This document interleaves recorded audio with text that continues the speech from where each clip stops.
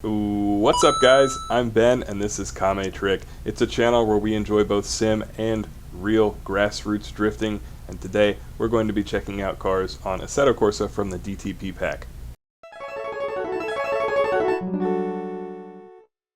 Today we're going to be driving this gorgeous purple Skyline from the DTP pack. That stands for Disturbing the Peace. From what I understand, this pack used to be very popular a couple years ago, running on the Mega Tamada server, which you can still find today. So I'll be putting links down in the description of this video for where you can find the car, the track, and also the server name if you want to check out and party with these cars.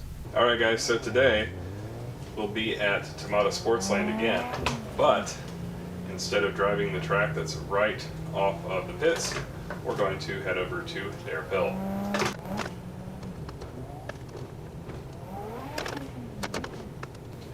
And here we are. So this track has warning signs on the entrance to it that say it's under construction, but I think it's mostly done. The one thing that you have to watch out for on this track is that there's a couple areas where if you go off you cannot get back on. For some reason it has no tire traction.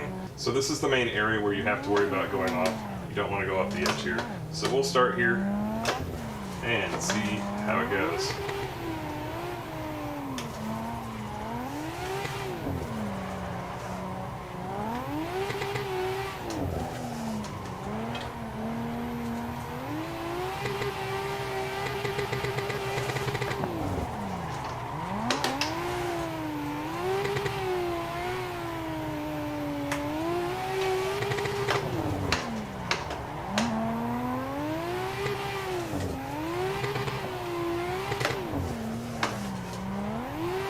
We were just having a shred session with some cars that my buddy made called the 501 pack, which is the area code that they're from out there.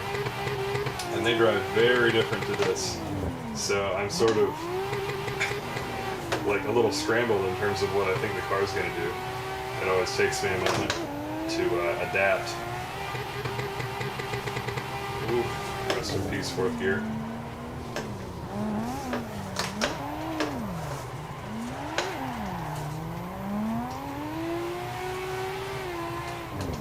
But the DTP cars have a ton of angle. We'll have to be careful up through here so that we don't shoot off the side.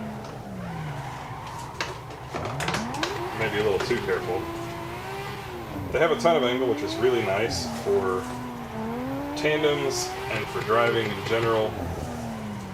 I think that they're not a bad car for beginners to learn on because of the amount of angle that they have. However, they are a little bit odd to me personally in terms of how they come to redline so easily. Like, there are cars out there that do that, but just crazy power.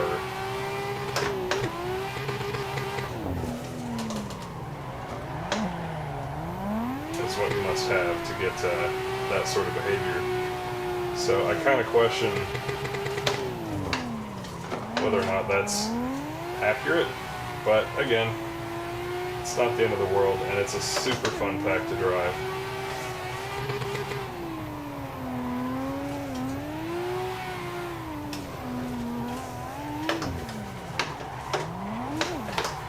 Oh, carried too much speed.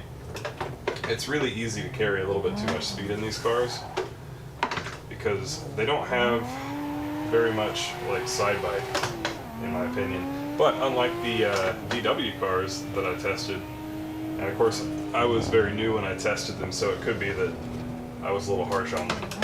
But I feel like these cars are a lot more stable in drift, so they're still fun to drive, but it's very easy to throw the car sideways and not be able to slow down enough to actually make it around the turn instead of washing off the side of the track, or in my case, into the wall.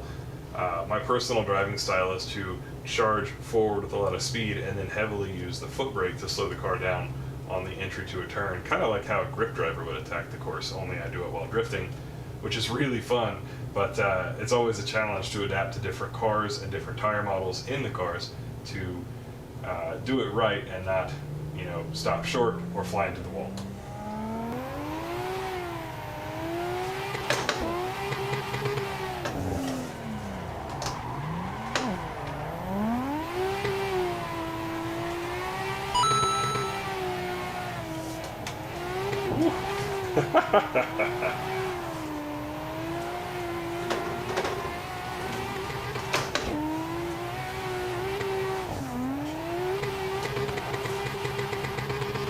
Airtime in here.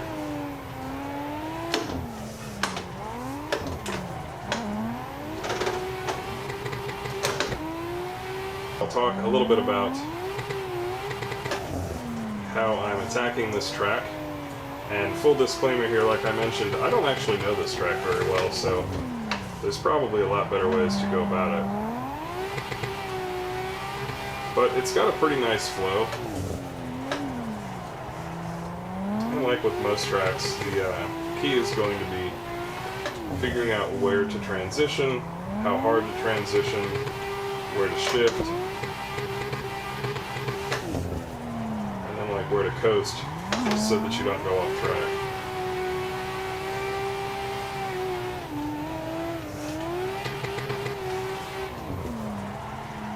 I like to start at the hairpin at the top of the track, so that is where I'm going to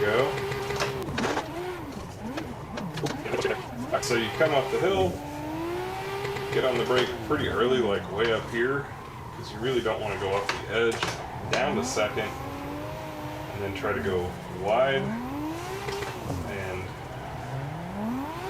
then use your transition to sling the car out as much as it needs to get roughly to mid-corner and accelerate out. And that's pretty much how I attack most of this track, especially if I'm not trying to use e-brake, which I just had to pull a little bit for comfort right there. A little bit of foot brake in this turn, because otherwise you'll go off to the outside. And I'll dance it around to here.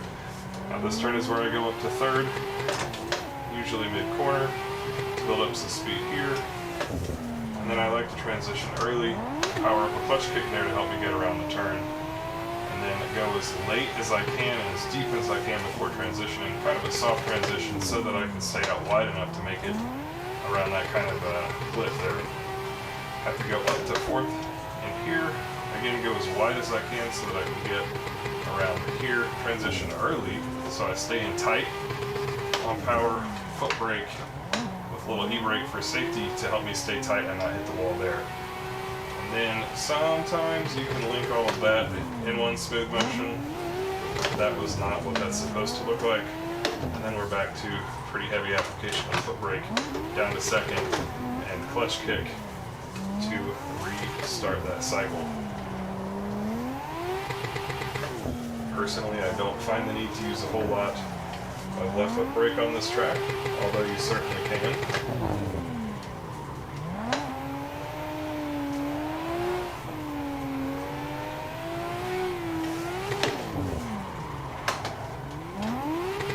Too much foot brake there. Always feeling it out. This is stuff that kind of comes naturally to me in my real life car, but it's definitely a challenge to handle in sim, because like I mentioned before, I rely so heavily on a weight shift to figure out what the car is doing. I really shouldn't have gone up to fourth there, but I thought I would try it. When you adapt to them, because for me, they do take a little work to adapt to. I really like how the DTP cars feel. I enjoy the amount of angle that they have. Some would say that they have cheater car angle, and that may be, but it's a really fun amount of angle to tandem with. Also, you do have to adapt to the fact that they just don't have that much side bite, and they don't slow down that well. Like, I was going to record this video last night, and I gave it a try, and I just flew off the edge of the cliff every time. So, of course, that's on me as a driver, but it does take some adjusting to, I feel like most of the cars that I drive, the WDT cars, the 501 cars, the Virtual Drift Championship cars, those all have a fair bit of side bite, a fair bit of lateral traction, so that you can throw them pretty hard in, like I like to do, and not end up like this. That was totally on purpose. Totally on purpose, guys. So, is the R32 DTP Skyline realistic?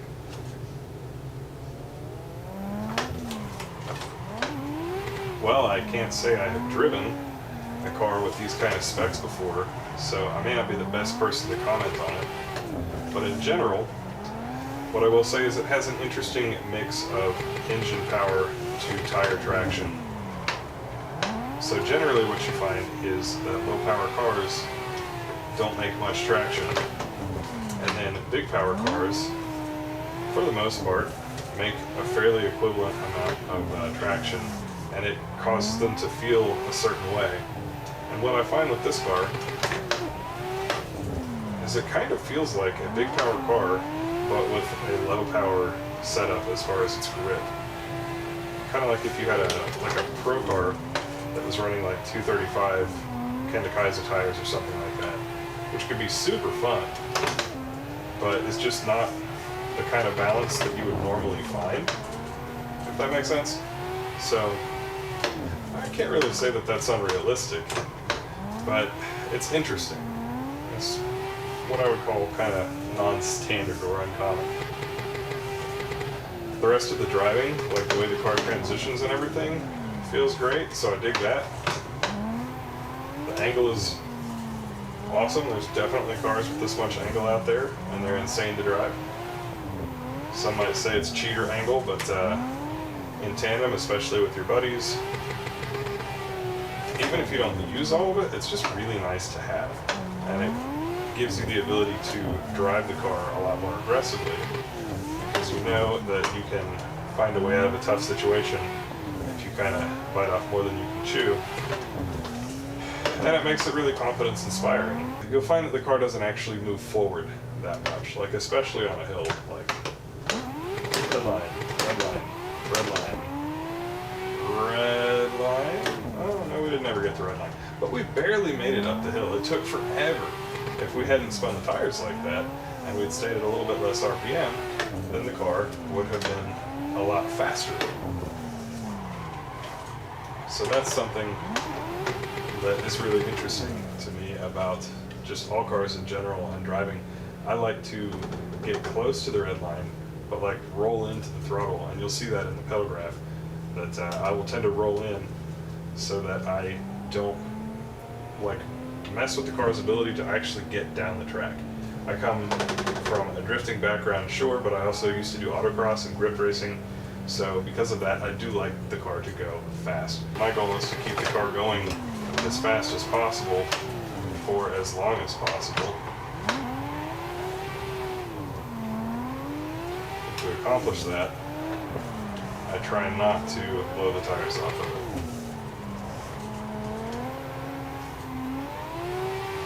So like here, I could have been on red line that whole time. Who would enjoy driving these cars? I think anybody who is comfortable sim drifting would have a blast tandeming in these cars, and I also highly recommend this track.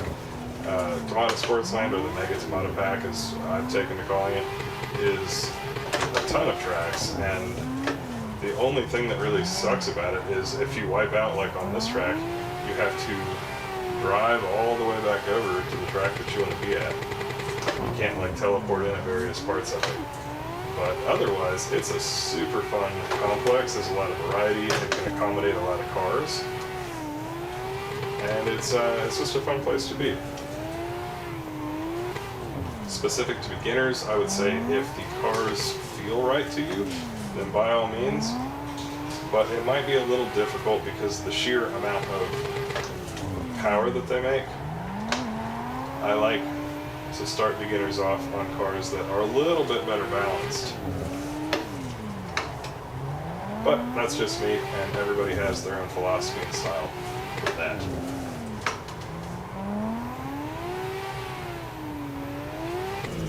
And that's the DTP R32 Skyline at Tamada Sportsland. I hope to see you guys in that server and checking out these cars at some point in the future.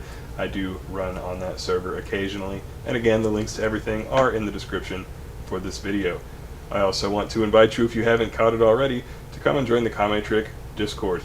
We talk about real life drifting and sim drifting there. We organize pretty regular sim drifting hangouts as well. And if you want to go from one to the other, or if you're familiar with one and you want to learn more about how to get into the other, we've got all the guys there that can help you learn how to do that.